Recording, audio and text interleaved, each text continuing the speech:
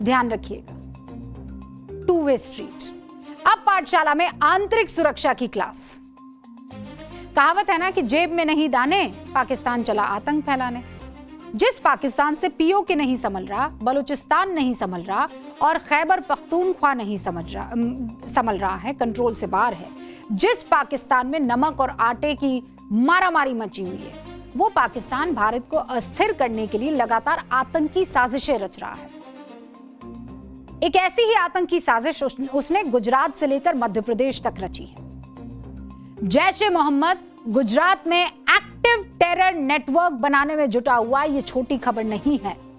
Gujarat ATS ने जैश की साजिश का भंडाफोड़ करके जैश ए मोहम्मद के टेरर नेटवर्क को एक्सपोज कर दिया है।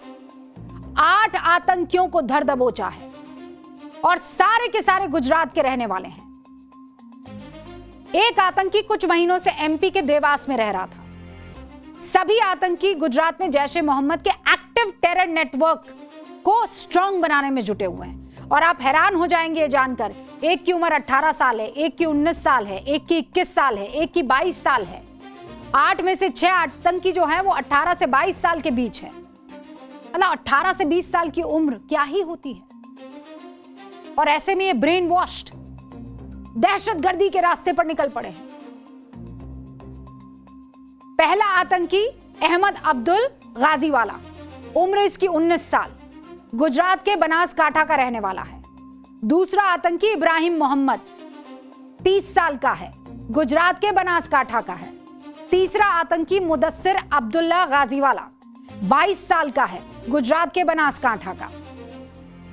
चौथा आतंकी जाकिरिया दुर्रानी 21 साल, गुजरात के पाटन का रहने वाला है। पांचवा आतंकी मुफ्ती फौजान, 8 आतंकियों में सबसे उम्र दराज यही है, इसकी उम्र है 40 साल, गुजरात के पाटन का रहने वाला है। छठा आतंकी मोहम्मद अमीन शेरा 21 साल, गुजरात के पाटन का है। सातवां आतंकी मोहम्मद अब्दुल रहमान, उम्र 22 साल, गुजरात का नवसारी इलाका वहां का रहने वाला है। आठवां बिलाल दुर्रानी सिर्फ 18 साल का है, मध्य प्रदेश के देवास का है और बालिग होते ही आतंक के रास्ते पर निकल पड़ा। ये तो गुजरात एटीएस की चौकसी थी। 11 महीने में कुल 14 आतंकियों को गिरफ्तार कर दिया। 4 आतंकी अलकायदा के थे, 2 आईएसआई के थे, आईएसआईएस के, और 8 आतंकी जैश ए मोहम्मद के। 14 दिन की कोर्ट रिमांड पर भेज दिया गया है। कोर्ट ने कहा है 14 दिन की रिमांड। 4 आतंकी ऐसे जिनका मदरसों से सीधा कनेक्शन, हालांकि इनका सभी का मदरसों से कनेक्शन रहा होगा। चारों आतंकियों में से कोई कर्मचारी था मदरसे में तो कोई छात्र था। और एटीएस कह रहा है 8 आतंकी देवबंदी तबलीगी जमात से जुड़े हुए थे। गिरफ्तार आतंकी जराकिया दुर्रानी, मुफ्ती फौजान और मोहम्मद अमीन शेरा गुजरात के पाटन में जामिया अबुल हसन मदरसे से जुड़े हुए थे और बाकी जो बचे हुए हैं वो खंबिया मदरसे से जुड़े हुए थे। गुजरात एटीएस ने इनको अरेस्ट किया, इनके ठिकानों की तलाशी ली और वो हैरान हो गई। इनके पास से ऐसे ऐसे सबूत मिले हैं जो बताते हैं कि जैश ए मोहम्मद के लिए ये कैसे काम कर रहे थे। जैश ए मोहम्मद का इनके पास से लिटरेचर मिला है, गुजराती भाषा में उसे ट्रांसलेट किया गया है और कैसे आगे बढ़ाना है इस लिटरेचर को, वो भी। हाथों से बने आतंकी संगठन के झंडे बरामद हुए हैं और एटीएस के सूत्र हमें बता रहे हैं दारुल इस्लाम गुजरात जैश ए मोहम्मद नाम से एक लोकल ग्रुप इन लोगों ने बना दिया था और ये सभी अपने इलाके में युवाओं को इसी ग्रुप से जोड़ रहे थे, बहला फुसलाकर। इनका हैंडलर वहां पाकिस्तान में था, नाम उसका अब्दुल्ला साहब। ऐसे आतंकियों के नाम के आगे साहब, नाम ही उसने ऐसा रख दिया कि जब नाम जाएगा तो अपने आप साहब निकल आएगा। आतंकी कहीं के। ये अब्दुल्ला उन्हें हुक्म देता था। एटीएस का दावा है कि जैश के आतंकियों ने इन्हें करीब 3 लाख रुपए की फंडिंग की। पाकिस्तान से फंडिंग डेड ड्रॉप तकनीक के जरिए की जा रही थी। इस पैसे से आतंकी एक कार खरीद चुके थे, उसे भी एटीएस ने जब्त कर लिया और जांच में यह बात सामने आई कि सभी वडोदरा गए, कश्मीर से आए एक व्यक्ति से मुलाकात की।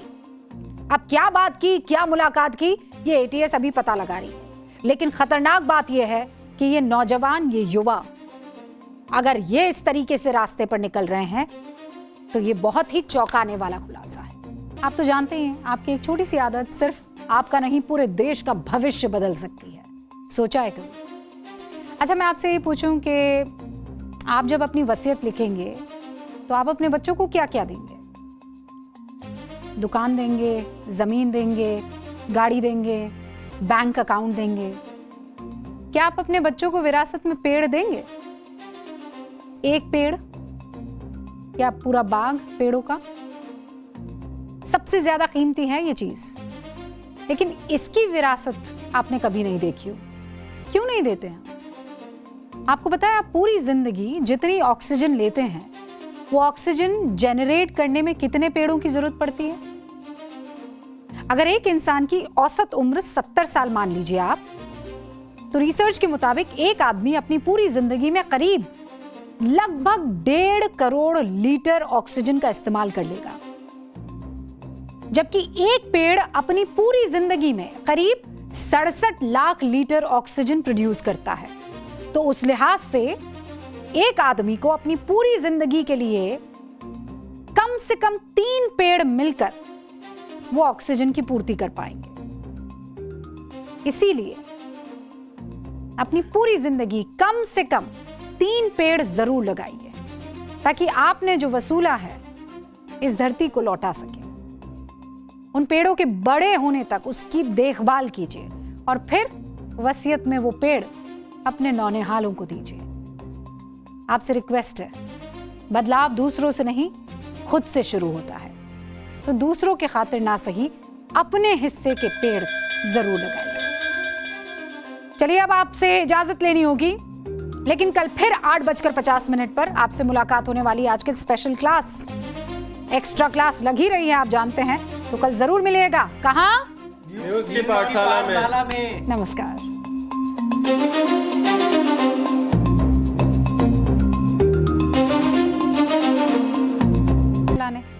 जिस पाकिस्तान से पीओके नहीं संभल रहा, बलूचिस्तान नहीं संभल रहा और खैबर पख्तूनख्वा नहीं संभल रहा है, कंट्रोल से बाहर है, जिस पाकिस्तान में नमक और आटे की मारामारी मची हुई है, वो पाकिस्तान भारत को अस्थिर करने के लिए लगातार आतंकी साजिशें रच रहा है। एक ऐसी ही आतंकी साजिश उसने गुजरात से लेकर मध्य प्रदेश तक रची है। जैश-ए-मोहम्मद गुजरात में एक्टिव टेरर नेटवर्क बनाने में जुटा हुआ, ये छोटी खबर नहीं है। गुजरात एटीएस ने जैश की साजिश का भंडाफोड़ करके जैश-ए-मोहम्मद के टेरर नेटवर्क को एक्सपोज कर दिया है। 8 आतंकियों को धर दबोचा है और सारे के सारे गुजरात के रहने वाले हैं। एक आतंकी कुछ महीनों से एमपी के देवास में रह रहा था। सभी आतंकी गुजरात में जैश-ए-मोहम्मद के एक्टिव टेरर नेटवर्क को स्ट्रांग बनाने में जुटे हुए हैं। और आप हैरान हो जाएंगे ये जानकर, एक की उम्र 18 साल है, एक की 19 साल है, एक की 21 साल है, एक की 22 साल है। 8 में से 6 आतंकी जो हैं वो 18 से 22 साल के बीच है। मतलब 18 से 20 साल की उम्र क्या ही होती है। और ऐसे में ये ब्रेन वॉश्ड दहशतगर्दी के रास्ते पर निकल पड़े हैं। पहला आतंकी अहमद अब्दुल गाजीवाला, उम्र इसकी 19 साल, गुजरात के बनासकांठा का रहने वाला है। दूसरा आतंकी इब्राहिम मोहम्मद 30 साल का है, गुजरात के बनासकांठा का है। तीसरा आतंकी मुदस्सिर अब्दुल्ला गाजीवाला 22 साल का है, गुजरात के बनासकांठा का। चौथा आतंकी जाकिरिया दुर्रानी 21 साल, गुजरात के पाटन का रहने वाला है। पांचवा आतंकी मुफ्ती फौजान, 8 आतंकियों में सबसे उम्र दराज यही है, इसकी उम्र है 40 साल, गुजरात के पाटन का रहने वाला है। छठा आतंकी मोहम्मद अमीन शेरा 21 साल, गुजरात के पाटन का है। 7वां आतंकी मोहम्मद अब्दुल रहमान, उम्र 22 साल, गुजरात का नवसारी इलाका वहां का रहने वाला है। 8वां बिलाल दुर्रानी सिर्फ 18 साल का है, मध्य प्रदेश के देवास का है और बालिग होते ही आतंक के रास्ते पर निकल पड़ा। ये तो गुजरात एटीएस की चौकसी थी। 11 महीने में कुल 14 आतंकियों को गिरफ्तार कर दिया।